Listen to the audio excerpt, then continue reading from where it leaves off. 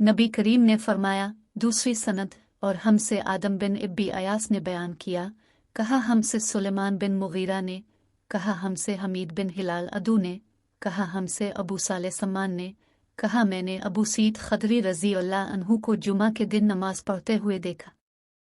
आप किसी चीज़ की तरफ मुँह किए हुए लोगों के लिए उसे आड़ बनाए हुए थे।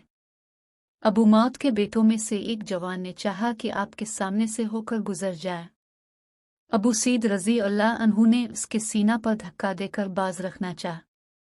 जवान ने चारों तरफ नजर दौड़ाई लेकिन कोई रास्ता सिवाय सामने से गुजरने के ना मिला, इसलिए वो फिर उसी तरफ से निकलने के लिए लूटा।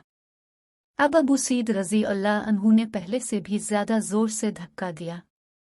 इसे अबू सईद रज़ी अल्लाह अन्हु से शिकायत हुई और वो अपनी ये शिकायत मरवान के पास ले गया। इसके बाद अबू सईद रज़ी अल्लाह अन्हु भी तशरीफ ले गए। मरवान ने कहा, ये अबू सईद रज़ी अल्लाह अन्हु, अब में और आपके भतीजे में क्या मामला पेश आया?